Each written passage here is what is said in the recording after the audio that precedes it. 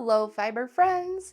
Welcome to Vlogmas. Today is day 17, and I've been working on some stuff I can't wait to show you. So let's get right into it and start with our fiber blessing. Today's fibery blessing is, may the mistakes you make become part of your crafting story. I made a mistake that I'm going to share with you. I think we're talking about socks today. I made a mistake with a pair of socks, so let me get those and I'll show them to you. My basket of things to get finished is getting emptier. That's exciting. But these socks have been in here for a while. Although I suppose they haven't been in there quite as long as some things. This yarn is old though. This yarn is very old.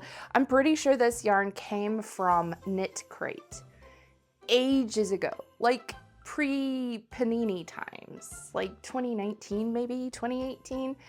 So the thing that happened with these is that I wanted to try out my new old sock machine, my sock machine from 1908. I did bring it upstairs and I'm going to be working on socks for some Christmas gifts, which we're on day 17, we're getting down to the wire, but it's okay because a sock machine can do socks fairly quickly. But this was my first pair that I used real yarn with and not like, you know, scrap yarn. So this was like, okay, I understand how it works. I'm gonna try a pair of socks. These are the socks that I made. But I did make some other mistakes. So one mistake that I made, let's see, it's on this sock. For some weird reason, I grafted the toe closed from the purl side, which means that there's like a ridge where the graft is, and I don't like that because it's gonna feel bumpy in my shoe if I wear these. When I wear these, if. Like I'd make socks and not wear them. Well, I'm not gonna wear them if they have a bumpy ridge, I guess. So I've been unpicking the graft. It's not real fun. And now I'm like, okay, but how do I turn it inside out with my needles hanging out like that? It's fine, I'll figure it out. I'll just, you know, move it onto some scrap yarn, flip the whole thing inside out, put the stitches back on the needle, it's fine. It'll work. But let's see, there are a couple other interesting things about these socks. One is the way that the yarn pooled. Look at how cool that is. These colors coming down like that. I think that's really interesting. On this sock, they didn't do that as much. It started, but then it didn't keep going. And they do look a little different because this is the wrong side and this is the right side. But yeah, so I want to get these fixed up. Oh, and then there's the other issue I had. So I did a hung hem with these at the top. So a hung hem on a sock machine, if you see me do one, I'm not sure if I'm going to do hung hem on all my socks that I do. Anyway, we'll figure that out. But a hung hem, basically, when you start knitting, you have scrap, right? And then you put your stitches on. And so if you remove that scrap, you're going to have live stitches. Think of it like a provisional cast on. So you put your scrap yarn and then you start knitting and it moves down into the cylinder, right? So then after you go a little ways, you're gonna take the start and put it up on the needles so that you double those stitches, and then you do another row so those double stitches become part of the next row. And now you only have one set of live stitches, which is what you are actually knitting, which is where your live stitches should be. So then you have the start of your sock is folded over, and that's why it's called a hung hem, because you pick those stitches up and hang them on the needles with where the fold over is happening. And so that looks like this, but you can see this is double the width because you can see the stockinette on the inside and the outside. But I picked up the wrong leg of the stitches, which means I still have live stitches. No! I took the scrap yarn off and then all these live stitches appeared and I was like, ah! So those are mistakes that are part of the learning process, and I guess it's part of the story of these socks at this point. So I need to figure out, probably if I just run a yarn through all those stitches and then just weave in the ends, it'll be fine. They won't be live anymore. They'll have something going through them so they don't, you know, run. Yeah, so I guess I just need to fix that and then make sure I graft this toe from the correct side. This is what the toe looks like. And then it folds up like that, and then you graft it here. So the toe is here. A lot of times with hand knit socks, we're used to grafting the toe. This folds up and you're kind of grafting over the top of your toe knuckles. Are toe knuckles a thing?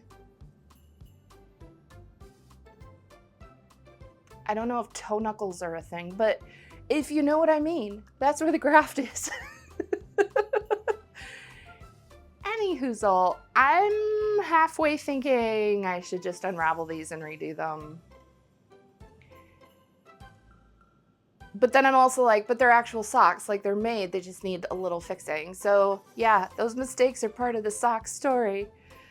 I'll figure it out. I'll decide what I want to do with those, but they are really soft. They're probably too soft to be reasonably socks. I don't remember what the fiber makeup is. If anyone recognizes this yarn, let me know. I know a lot of people are in the comments right now and they're like, Evie, go look it up on Ravelry. I cannot. I have migraines and there are certain things that trigger migraines, and it's a lot of like visual stuff that triggers it. Blue light is one thing that will trigger it, like if there's a really bright blue light, or if you know, like the overhead projector things, when the computer connection is like the computer goes to sleep and the screen turns blue, I can't look at that at all. It will instantly trigger a migraine. Ravelry triggers migraines for me, and they have not fixed it. I can't go on any of the like Herdwick or Merino or whatever their things are. They're not truly a dark mode. They have a lot of, it's like a dark gray. It's not actually like a dark mode. And so the color that they've used for their dark gray, it triggers me. So I can't look at it unless I want to have a migraine for the afternoon. Can't go on Ravelry. So a few of us have been, you know, still left out of the Ravelry community since they did their revamp. And so yeah, no Ravelry for me. I've even blocked it on my Discord. I have a Patreon, if you didn't know, and people can get to my Discord through the Patreon. If you sign up for any tier on the Patreon, you can get into the Discord. Even on the Discord, I have a bot that if someone posts a Ravelry link, the bot will erase the link and be like if it's a link that, you know, because it automatically pops up the picture of what the link is. And if I look at that picture, I instantly get like pins in my eyes. It's really weird. Yes, there are other things that trigger it for me. I can't play Minecraft with my kids since I forget which update. It was the one that introduced that blue biome in the nether. I can't do that one. So yeah, there's other things. Sometimes when I go on the Wayback Machine, it will put me onto a web page that is like pre-standards for readability on the internet, and I'm like, it's just a thing. I don't know. Brains are weird. Brains are weird. So if anyone can help me out and figure out what's in this yarn, I feel like I remember there being some cashmere in here. I don't remember if it's superwash or not, but yeah, that's my sad story about why I can't go on Ravelry. Moving on.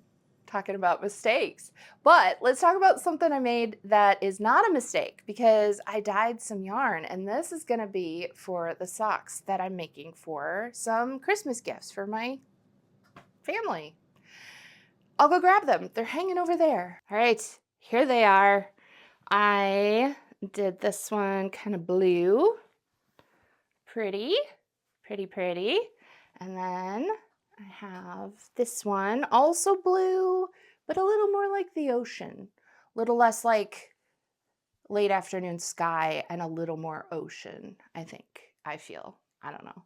I did all of these individually, so each one was in its own container. And I just kind of played around with the colors. I mixed up some of the dye, and then I just kind of played around with it. This one, sort of neutral shades of brown. This would be really wearable. I think this one's actually going to become mittens. I did actually find the manual for my sock machine, and it has a bunch of instructions in it for doing things other than socks. And mittens are one of those things. So I'm gonna try and do some mittens. We'll do that in another Vlogmas video coming up. And then this one is like really cool. It's like little flame action going on. But I need to reskein all of them because they're kind of floppy. And one thing about the sock machine is that it needs to feed very, very evenly, and so that I'm in charge of the tension and not the yarn being in charge of the tension, if that makes sense. So I'm gonna have to reskein these. These are gonna take a minute because I know some of them are a little tangled. You know that thing where you put it on a yarn winder and it's like going around, and then all of a sudden it like catches and stops, and you look at it and the yarn's doing this, and you're like, why are we going the other way now? What happened? I have a bunch of that in these, I already know. So it'll take a minute. That's what I'll be up to this afternoon. The other thing I did get done though is I made the jelly jars that I made my cranberry jalapeno pepper jelly in. I made them cute. It was so simple to do. I took a fat quarter piece of fabric. It was Christmassy. I ironed it so it was nice and flat. And then I just cut it out with a pair of pinking shears so that they wouldn't unravel, whatever they do. I tied them on the top of the jars with some of the leftover yarn from my Christmas stocking that I made. And then I put a little tag on it that just says what it is and then how to enjoy it. Pepper jelly is fantastic, especially cranberry pepper jelly. I'm telling everybody, get a cracker, put a little cream cheese on it, and then put a dollop of the pepper jelly. Perfect hors d'oeuvre. So good. Delicious. Yeah, so I put that on the little tags. If you take the fabric off, the top lid of the jar says like the date that I made it and stuff. So all the info's there. But Mark took those to work to hand out to his coworkers. And so if you are one of Mark's coworkers who watches my channel, I hope you enjoy the jelly. Here's what you do. Put it on a cracker with some cream cheese. It's so good. Yeah, but you know, made those cute to pass out for a little Christmas gift. Sticking with our handmade Christmas. We're doing it. Yay. All right, well, friends, that's just about all I had for my handmade stuff today.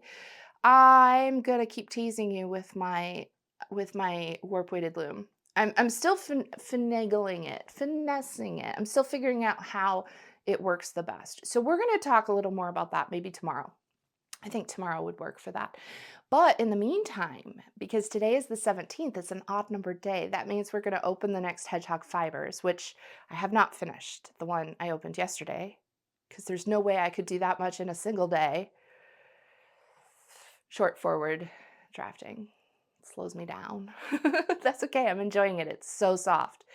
Yeah, and then we're going to do one of the twice sheared sheep. So let's get to our Advent unboxing. And then after that, we'll do a little spinning.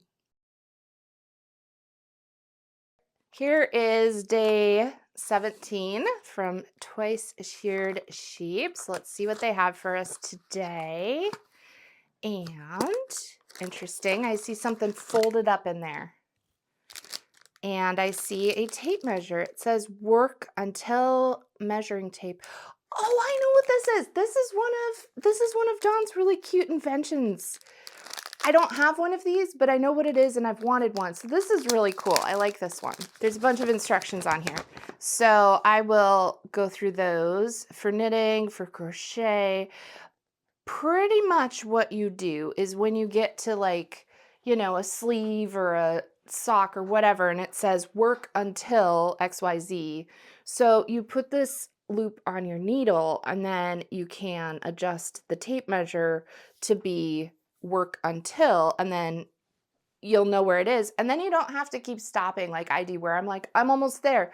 I'll measure it and it's not quite there. And then I'll do another row and then I'll measure it again because I'll be like, wait, I know that I am getting 4 rows to the to the inch or whatever my gauge is. Except I can't remember, did I do 1 or 4 rows? I better measure it. Now this is gonna save me a lot of time because every time I come around, I could just be like, oh, there it is. Not there yet. Anyway, I think it's clever and it's cool. So I'm gonna put this in my knitting bag of tools and things that are useful. Yay. Let's see what we have from Hedgehog Fibres. Again, both of these are boxes that were sent to me by the companies, and the links are in the description below if you want to check them out. And yeah, let's see what's in Hedgehog Fibres. This one says day 10. We only have 3 more. Is that right? No, that's not right. Here's day 9. I'm getting ahead of myself. I was like, what? What's the date? Okay, yeah, here's day 9. Or is it day 60? I've already made that joke. Feel free to not laugh. I just entertain myself. Okay, let's see what it is. Oh, this is pretty. Wow. This has mohair in it. Or silk, or both. There's a sheen on there. What are you guessing that the fibers are? I haven't peeked yet, so I don't know. Do you see the little glossiness to it? It has a little shine. It also has these kind of curly parts sort of sticking out. I'm guessing there's mohair in here, but that's just my guess. Let's see. 70% BFL and 30% kid mohair. I did it. I guessed the fiber. It's like I've spun things a few times. Yeah, that's just experience talking. That's all that is. But I love these colors. This is really pretty. I'm looking forward to spinning this one. I'm not sure what method I'll use to spin this, but this, I'm guessing, is probably a good candidate. Oh, it's so silky. Oh, this is beautiful. I'm guessing it's probably going to be a good candidate for possibly spinning from the fold because BFL is a long wool. It's on the softer side of the long wools, but it is technically still, it's a long wool, blue-faced Leicester. And so kid mohair also has a very long stable length. So we've got 2 fibers in here with a fairly long stable length, which would work for worsted, like short forward, but it also works well from the fold. So let's see what our stable length is like. Yeah, that's a pretty good stable length. So I could just fold that over and spin this way, or I can do a short forward. I'm not sure which I want to do. I'll have to think about it, but this is going to be the last one going on the bobbin that I'm working on. So I'm going to keep spinning this until I am finished with it, because that's how that works. And I'm still deciding what I want to do with my other bobbin that I put in the basket so I wouldn't lose it. It's down there behind me. Do I want to empty it, or do I want to chain ply one of the other bobbins that I have to clear that one off? I'm not sure. But I said from the beginning, I may not fully keep up with spinning each of these on the day that I open them. And I'm okay with that. And it's okay. I don't need to rush myself to spin because I really am enjoying these spins. And I want to, yeah, I could, I know how to do it faster. I could put it on a faster whirl and do more like production spinning where the goal is to produce as much yarn. There's fuzz in the air. I grabbed it before it was in my lip gloss. Where the goal is to produce as much yarn as possible. I can do that, but that's less fun for me, especially when it's luxury fibers that I just enjoy feeling them. There's another fuzz. This is some fuzzy yarn. So yeah, let's do a little spinning, but it's still gonna be, I'm calling it the cupcake yarn because it's like white frosting with sprinkles on it, and it just makes me think of cupcakes. So we're gonna do a little of that, and then I'm still deciding what to do about the other bobbin situation. I guess I'll figure it out by tomorrow. So let's do a little spinning. I'm probably not gonna put music on this one because no one's home right now and it's nice and quiet, so you can get some spinning wheel sounds. But just a heads up, if you are wondering what the music is, I'm gonna start putting the title and author of the music in the captions.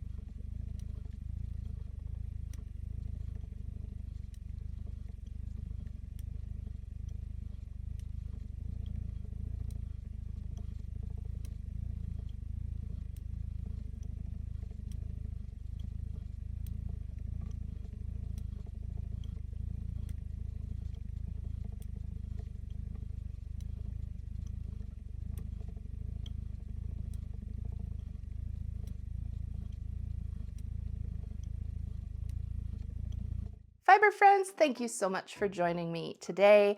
I have fun things planned for tomorrow. I'm gonna show you a little bit of my weaving. We'll still be spinning though. Maybe I'll show you a little weaving. Let me know if you'd like to see more weaving. Some people hadn't seen that before and really enjoyed it. I could give a different perspective on it too, where you can see more of the tablets turning. Yeah, so let me know. But I will definitely give you an update on that and show you what is really working well for me with the warp weighted loom situation that I'm putting together. Otherwise, go make yourself some cranberry pepper jelly and put some cream cheese on a cracker with a little bit of cranberry pepper jelly because it's really good. Trust me. Go try it. Yeah, I'll see you tomorrow. Happy spinning and happy Vlogmas.